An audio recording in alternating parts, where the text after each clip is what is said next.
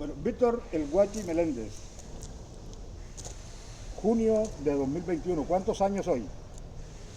Yo tengo, ah, ¿Cuántos años hoy de vida? yo tengo 81 años de vida. Sí, Yo soy de 1940. ¿Tú qué tienes ahí? sí. Bueno, eh, ¿de qué manera Guachi permitió, ayudó a consolidar ese proceso artístico tan importante que hubo en la década de los 60, de los 70 y parte de los 80, la zona de tolerancia, los establecimientos que allí funcionaban y que permitían el toque de las grandes orquestas de la época? Sí, eso fue unos sitios que organizó Jaime Jiménez, que yo recuerdo cuando yo trabajaba en el Club Verde, que él era el dueño del Club Verde y del Príncipe, el primer cabaret, night club cabaret que había en Cartagena. Eso era lo mejor. Yo me acuerdo de esa época. Otras personalidades, Plácido Camacho tiene también algún recuerdo. Plácido Camacho tenía el Big Fox, por ahí, por esa parte. Plácido Camacho.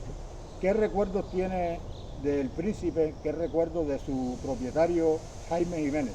Bueno, de Jaime era el dueño de los dos sitios, entonces siempre lo teníamos que ver. Yo llegaba a las 10, a las 9 o 10 de la noche y yo estaba ahí en el Príncipe porque ahí cantaba Hugo Alandete, que cantaba conmigo en el Club Verde, que comenzábamos a las 12 de la noche a trabajar de 12 a 6 de la mañana.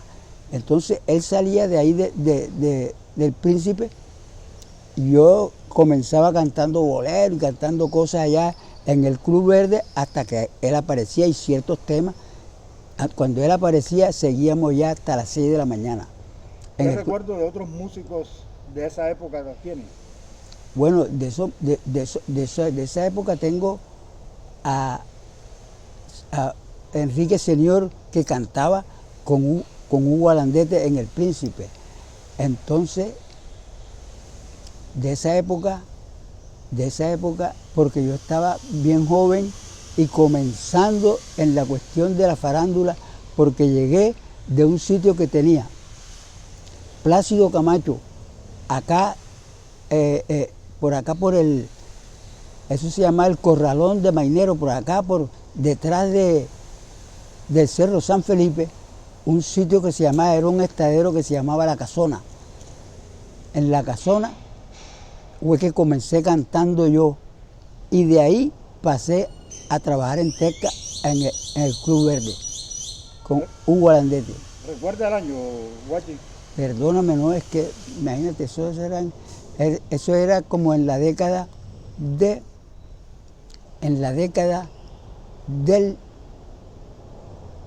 60. Bueno, Miki Sarmiento hace algún tiempo comentaba en torno a una controversia que ha habido en la ciudad sobre si Joe Arroyo cantó o no cantó en Tesca. Él decía que nunca lo había visto. No. La señora Ana Ortega, que fue su mamá de crianza, dice que sí, que su marido lo llevaba a cantar porque no lo dejaban entrar porque era menor de edad. ¿Usted sobre esta controversia qué puede decir? Bueno, fíjate, yo trabajé en el Club Verde hasta un tiempo que pasé al grill carrusel del casino turístico del Hotel Americano, que estaba en la avenida San Martín en Boca Grande. Entonces el mismo Joe me dijo que él me reemplazó allá en el Club Verde. Entonces esa era la época en que el esposo de la tía de Joe lo llevaba, porque ya yo no estaba en esa época allá en Tesca. Cuando yo salí, él me dice que él me reemplazó allá. Entonces, porque él tenía esa vocerrón, que eso era un éxito desde que comenzó a cantar, todo el mundo lo aplaudía, porque esa voz que él tenía, inconfundible, que hasta los últimos días de vida, ya tú sabes el éxito en que se convirtió en la música. Sí. Bueno, ¿cómo era la Big Fox? ¿Cómo se crea? ¿Cómo era el ambiente de trabajo De de la Big Fox? Perdón, los Seven De los Seven Swing. Sí, sí, perdón. De los Seven Swing, sí, los Seven Swing era un grupo que armó el difunto Hugo Alandete Sí. y Oscar Arnedo, que es era el saxofonista. Éramos 7, era el saxofonista Oscar Arnedo. Entonces ellos comenzaron y trabajaban en un sitio diagonal allá a la casona que era de Plácido. Bueno, ellos me oían cantar boleros que yo cantaba ahí en la casona, y como armaron los Seven Swing para Tesca, entonces Hugo me dijo que quería que yo fuera con ellos. Hugo Alandete fue quien me llevó a los Seven Swing que ellos armaron. Eran 7 con un timbalero, un conguero, bajista, un guitarrista, el Mono Martínez, que es el papá. El Mono Martínez es el papá de Joseito Martínez, que es guitarrista, que trabajaba, él tocaba serenata por acá con Gil Cantillo en esa época. Entonces él era el guitarrista de los Seven Swing. Había un bajista y un guitarrista, no había pianista, sino timbalero y un saxofonista, y Hugo Alandete y yo cantábamos.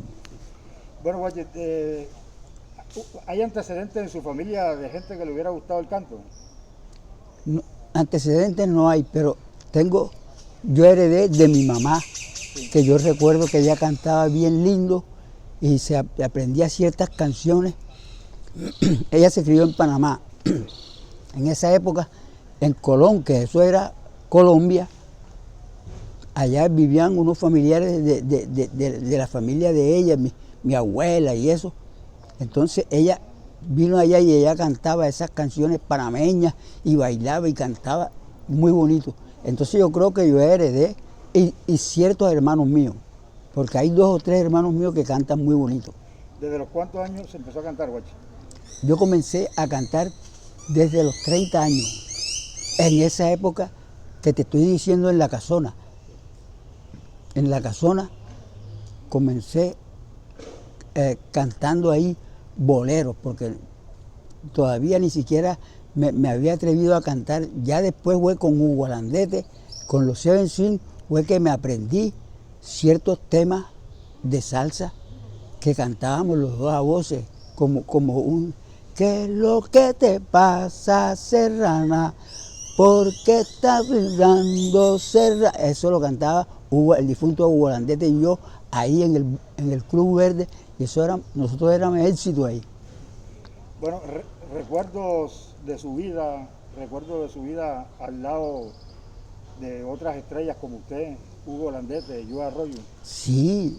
¿Qué recuerdo tiene? Recuerdo que nosotros, después que yo llegué al Hotel Americano, al carrusel del Hotel Americano, nosotros armamos un grupo que se llamaba Los Chicos Malos. Los Chicos Malos. Y antes había trabajado con el difunto que era bajista. Nando Barrio. Sanjuanero. Sí, ahí en la avenida San Martín, de Boca Grande, diagonal a la casona, ahí enamoramos un sitio con Guido, que era el que administraba la casona, y después hizo ahí donde Guido. ¿La piragua no sería? No, la piragua era la piragua donde estaba Guido, que después armó donde Guido. Sí. Ahí comencé cantando con Nando Barrio, sí, que cantaba muy bonito. De ahí armamos Los Chicos Malos. Y ahí llegó Joe, cuando llegó Joe, porque tengo fotos de eso, donde él cantó a Italia y cantó eso cuando iba a armar su orquesta. Ahí, porque después de Los Chicos Malos, nos armamos ese sitio ahí, donde Guido y otra cantaba ahí, y él llegó porque ya él estaba en Medellín, y con Los Chicos Malos fuimos 4 o 5 veces a San Andrés para la fiesta en San Andrés, la fiesta, el Festival del Coco en San Andrés. Iba Los Chicos Malos con los Latin Brothers, Joe Arroyo, John Jairo y yo, Víctor El Guachi Meléndez. Hicimos 4 o 5 presentaciones de año tras año cuando hacían esa fiesta en San Andrés, que la fiesta del coco. De ahí pasé a cantar con Nando Barrio en la avenida San Martín, y tengo recuerdos de cuando Joe fue a buscarme ahí, que nos llevó los pasajes a Nando Barrio y a mí, porque Nando Barrio y yo armamos la orquesta La Verdad. Después Nando Barrio se fue y yo quedé. Bueno, ¿cómo fueron esos comienzos en ese nuevo proyecto, el proceso de La Verdad? El proyecto de La Verdad, muy bonito, muy querido, la gente en Barranquilla lo adoraban a Joe y adoraban a su orquesta y eso, pero el Joe se enfermó. El Joe se enfermó y hubo un tiempo en que la orquesta, hubo un año que no funcionó. Y aquí lo tuvimos que llevar al Hospital Santa Clara, donde la tiroides esa que dice la tía dice de la tiroides esa que él tenía, fue en esa época, él se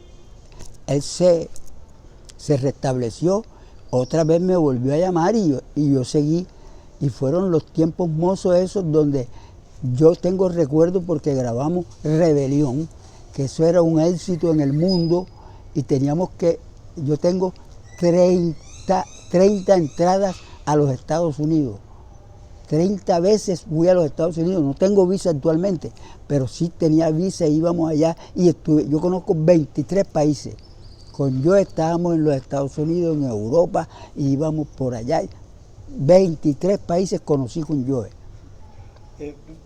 A ver si me hace una aclaración, Guachi. Lo de la hospitalización de Joe, ¿fue en el hospital universitario o en el Santa Clara? No, en el Santa Clara. No, ¿En Zaragozilla o acá en el centro? En Zaragozilla. Entonces el universitario. El universitario, sí, el hospital universitario, exacto. Sí. Hospital universitario, exacto, sí, allá, eso en Zaragozilla.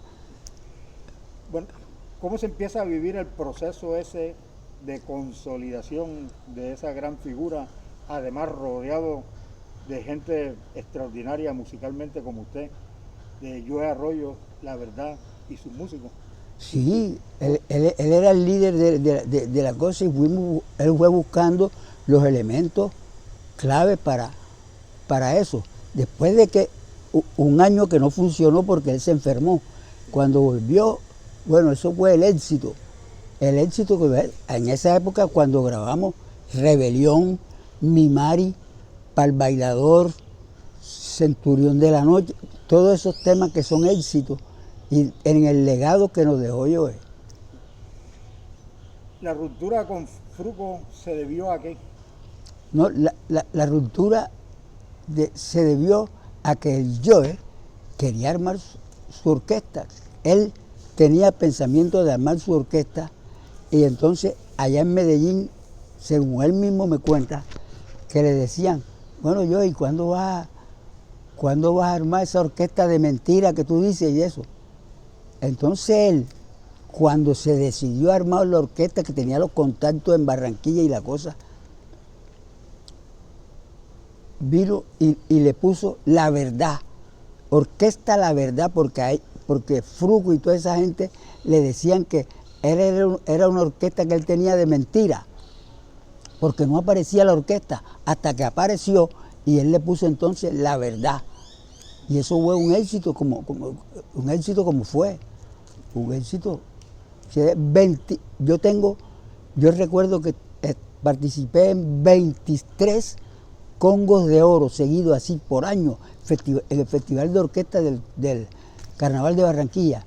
23 años seguidos, Congo de Oro y después Super Congo, hasta que nos declararon fuera de concurso. Imagínate, yo tengo esos gratos recuerdos, 20 y pico de años, toda una vida. Bueno, ¿qué tanto influyó en la consolidación como fenómeno musical el paso de Joe Arroyo de Disco Fuentes a Sony Music?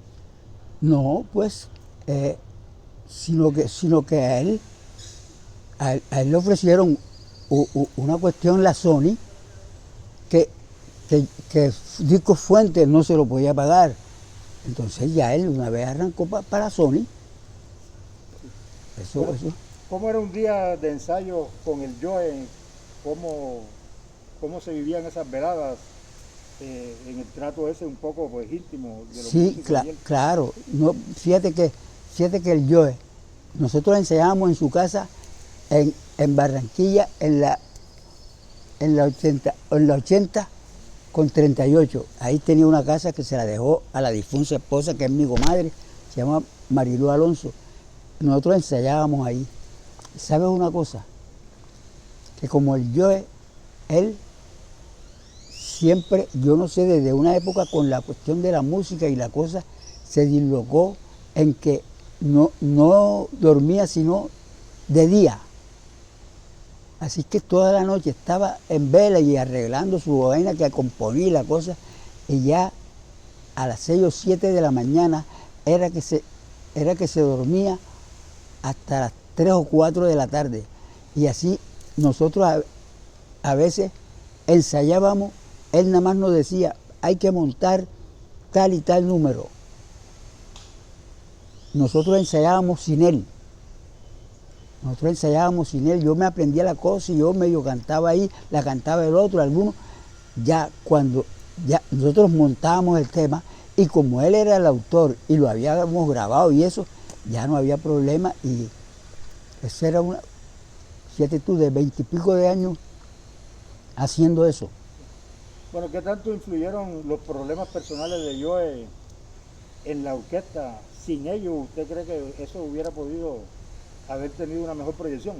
No, pues eso hubo un problema porque él nunca quiso, a pesar de que él liquidó a un compañero que vive en Barranquilla, es de aquí de Cartagena, vive en Barranquilla, con un tiempo le dio un dinero. Entonces nosotros, al enterarnos de eso, yo por lo menos, que fue por lo que yo salí, yo comencé una vez a decirle que pasaba, que a mí también me tenía que, porque si él liquidó de su tiempo de trabajo a Johnny Arzuza, a mí también. Entonces él me tenía, no, compadre, que yo tal día, este otro, que pita, que pauta, total, nunca llegué a conseguir nada, ni nadie más. ¿Qué tal patrón era Joe?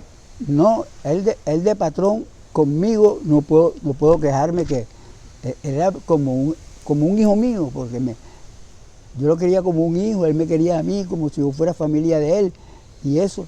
Entonces yo no tenía problema. El problema lo tuve ya lo último, porque después de trabajar 26 años con él, ya entonces que él había liquidado al Johnny Arzuza, yo dije, bueno, a mí tenía que liquidarme algo. Yo tengo más de 20 años, pero él nunca quiso. Y la última esposa, que se llama Jacqueline Ramón, ella menos. Que por ella es que yo dejé de estar en la orquesta. Cuando él se murió, ya yo tenía 5 años que no trabajaba con él.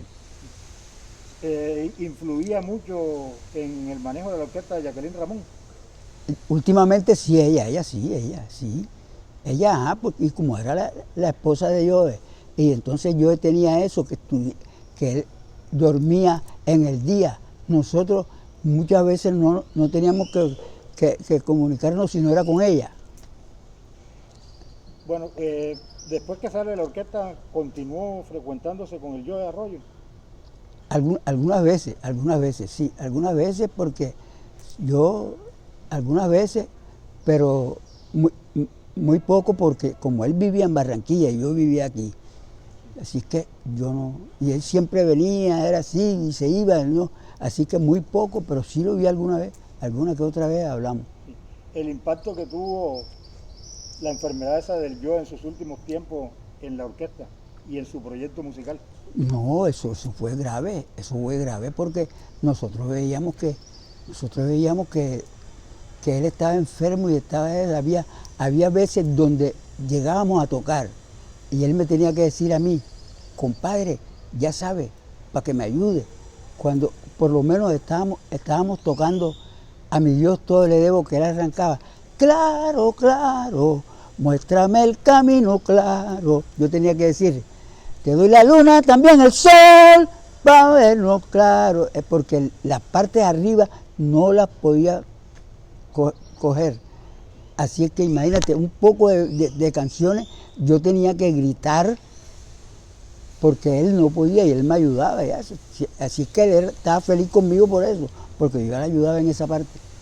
Bueno, Guachi, una situación que siempre me ha causado mi curiosidad de la personalidad de Joe manifestada a través de sus composiciones es la dualidad esa que hubo entre el mundo mundano y el mundo divino, entre el himno ese, porque no se puede considerar sino como el himno del bazuco, el tumbatecho, y una canción como A mi Dios todo le debo. ¿Cómo podríamos interpretar para...? No, es que lo que pasa es que él, el tumbatecho, Sí. el tumbatecho lo hizo cuando estaba en el apogeo de su vicio, Sí. ¿entiendes? Él lo hizo. Y ya A mi Dios todo le debo lo hizo después, ya cuando vio que, porque todas esas enfermedades y todas esas vainas que le ocasionaron ese problema que él tenía del vicio, ¿me entiendes? Entonces ya él dijo, a mi Dios todo le debo porque siempre se salvaba. Por lo menos en el último, fíjate, nosotros estábamos una vez en una gira donde íbamos para los Estados Unidos, Francia, Italia, Alemania, y regresábamos a Europa y otra vez regresábamos a los Estados Unidos y para acá. Y no pudimos, sino que llegamos a Italia. Tocamos esa noche en Italia. Después tocamos en Burdeos, Francia. Y no se tocó más porque íbamos entonces para España, que llegamos a Barcelona. Y en Barcelona le dio una cuestión que ya de ahí no pasamos. Nos tuvimos que nosotros regresar para Colombia y a él lo internaron allá en Barcelona, en una clínica.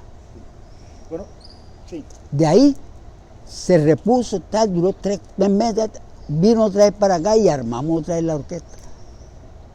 Bueno, ¿podrías contar algo más de lo que fue la creación del tumbatecho?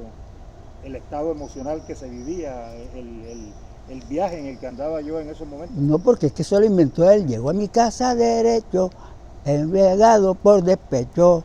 De hecho cayó al lecho tomando el techo. Y siguió derecho, llevando música brava. No, esa era una letra que él se inventó por el estado ese que él tenía y que, ¿me entiendes? Considera que en esa época todavía vivía con Adela, que fue su primera esposa. Con Adela, que fue su primera esposa. Y ya estaba en noviazgo con la segunda esposa, que debido a eso se separó con Adela. Porque Adela vivía en Barranquilla, nosotros ensayábamos allá en una parte, pero ya hubo una cosa que ya, y Adela se vino para acá, para Cartagena, y él se quedó en Barranquilla, y se quedó con mi comadre Marilú Alonso, que fue la segunda esposa. Bueno, ¿eso influyó en algo en la marcha de la orquesta? Los problemas de él con sus mujeres. No, nosotros ahí no teníamos que ver porque eso era cuestión de él, porque él era una figura y él era un éxito.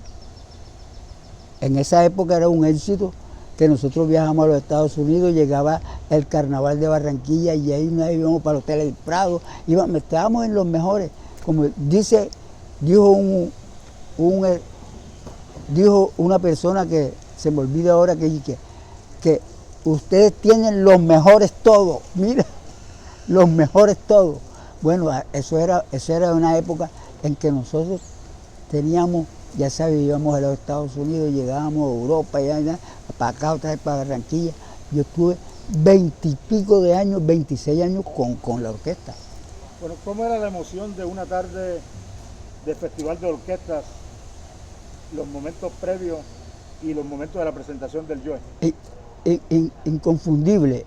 Y una cosa que yo tengo una letra que vamos a grabar con Chelito, donde dice que 20 años y más seguido, Congo de Oro del Festival de orquesta del Alegre Carnaval, y preparados para tocar, luciendo uniforme nuevo, con, con el Joe y los demás preparados para tocar en el Festival de Orquesta del Alegre Carnaval, porque todos los años nosotros teníamos que ir con un uniforme nuevo al Festival de Orquesta, al Festival de Orquesta. ¿Cómo se sentía ese entusiasmo, esa admiración unánime de los barranquilleros con Joe y su orquesta? Eso era una época inolvidable, porque apenas nosotros llegábamos, el público en el sitio ese, creo que era el Romelio Martínez, ¿no? Sí, bueno, cuando nosotros llegábamos, que llegaba yo, todo el mundo era, y apenas se subía, era Joe. Tengo una anécdota ahora que me recuerda a la que digo Joe. Me recuerda que estábamos en el Madison, yo fui 5 veces, actuamos en el Madison Square Garden. Bueno, nosotros estuvimos en un festival de orquesta en el Madison, donde teníamos que hacer 2 sets. Cuando hicimos el primer set, el público del Madison, que era 4.000 o 5.000 personas ahí, todos tarareando, ay papá, ay papá, y nosotros en ese set no lo tocamos, porque ese era un festival de salsa. Entonces yo, cuando terminamos, llamó a Rap Mercado, que era el organizador de ese festival de la salsa, y le dijo: Rap, ¿cómo se hace? Fíjate, esa gente allá apenas uno llega una vez, ay papá, que eso no es salsa. Le dio Rap: tú siempre dándome por la cabeza, Joe. Le dio Rap Mercado, que era un puertorriqueño que hacía eso.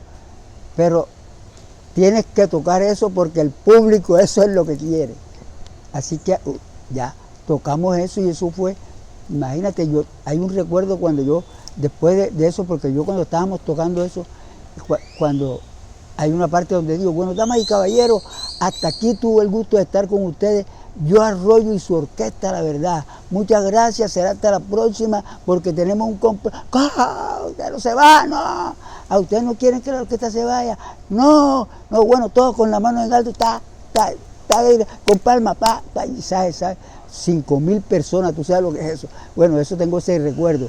No nos vamos, nos quedamos, con esta gente tan bonita, nos quedamos, no nos vamos. Eso lo inventé yo ahí. Y tenía que hacer, yo lo inventé otras veces, pero ahí lo hice, y teníamos que hacerlo cada vez que estábamos tocando A Mi Dios Todo Le Debo. Bueno, otras anécdotas, Watch.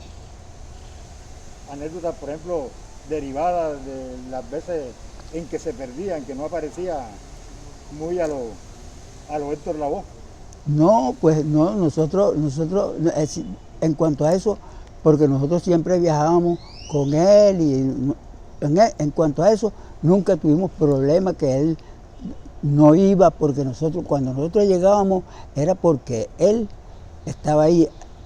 Algo que quiero recordar es de las canas mías, que cuando llegábamos, como yo no usaba esto, sino así con el pelo y el afro, apenas me veían a mí una vez: ahí está yo, aquí está yo, ¿dónde está yo? Así que él me dijo: compadre, no se pinte esas canas, porque usted es la insignia de la orquesta. Gracias. Así que son anécdotas, pero él, donde está, tiene que sentirse de que yo lo ayudé lo más que pude. Bueno, lo de Barranquilla con el Joe fue siempre la apoteosis. Sí, lo que se vivió incluso hasta su muerte. Hasta su muerte, imagínate. Sí. ¿Cómo lo vivió usted en esos diferentes estadios?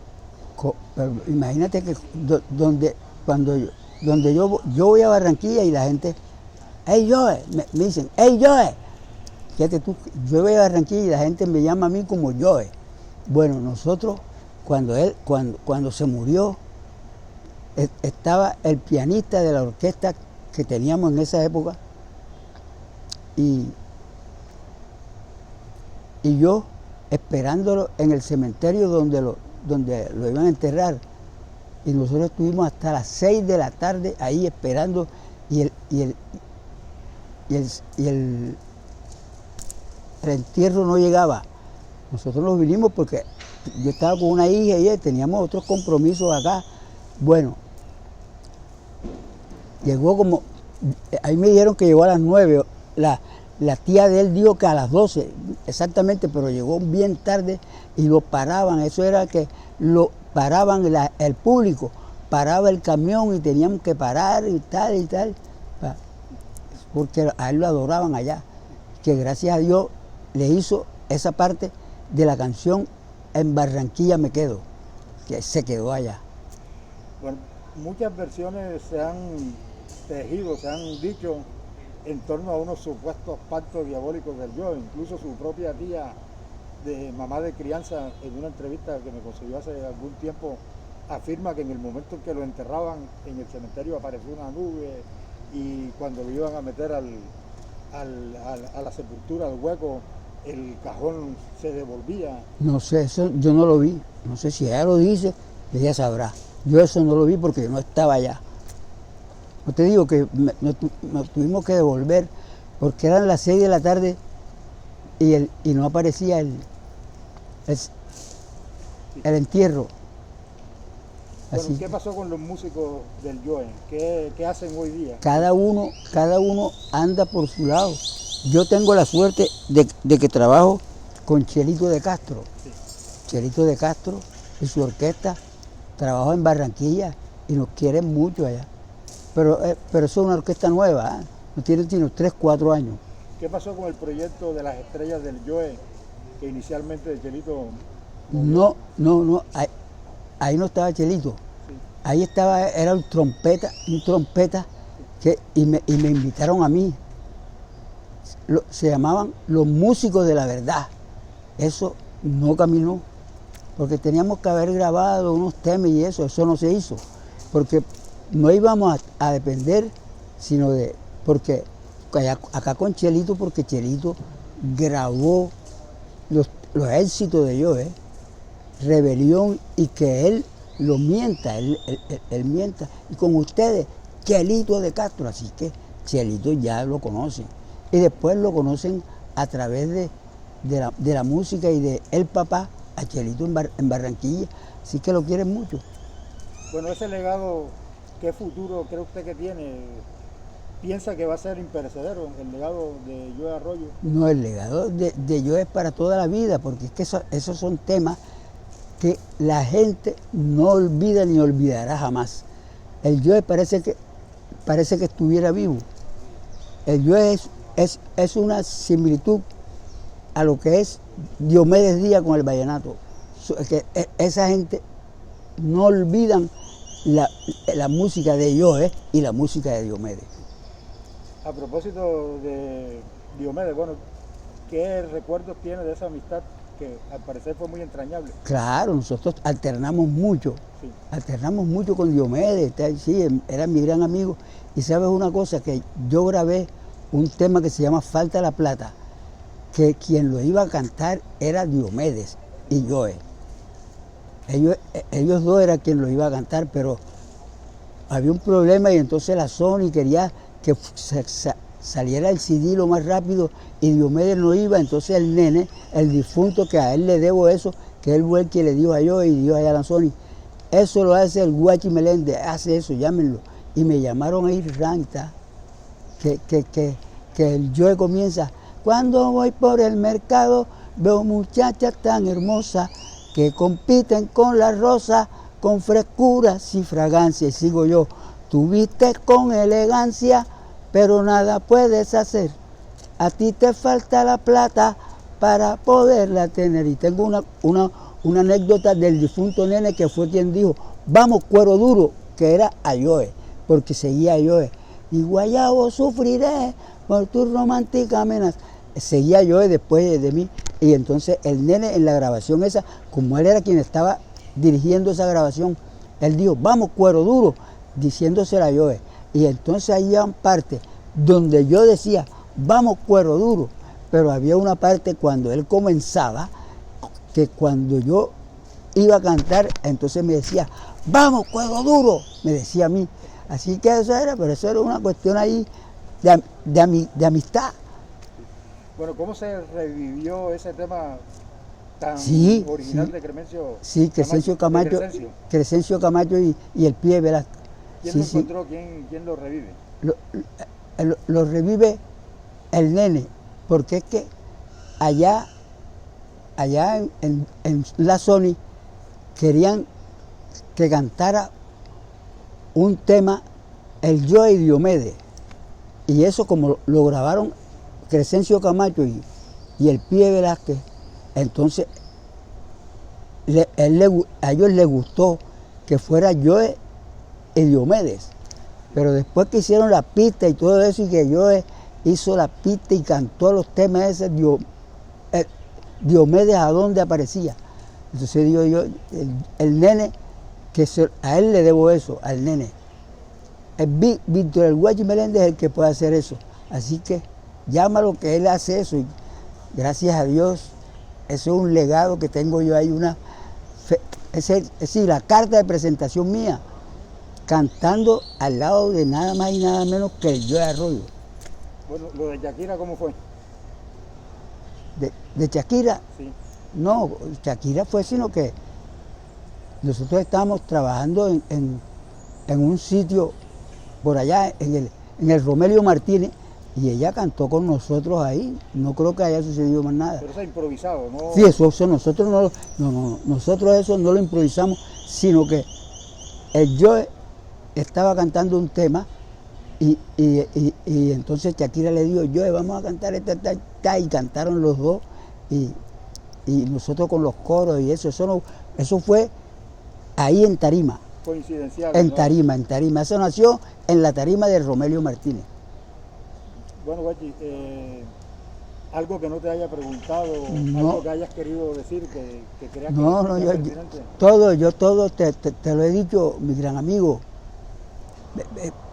que de todas maneras tú eres que debes perdonarme a mí si hay alguna cosa que no te haya dicho, pero que todas las cosas, porque yo no escondo nada. Eso fue sí, porque fue la mejor época musicalmente hablando de mi vida. Así que yo tengo que decir lo que yo viví con Joe Arroyo y su orquesta La Verdad.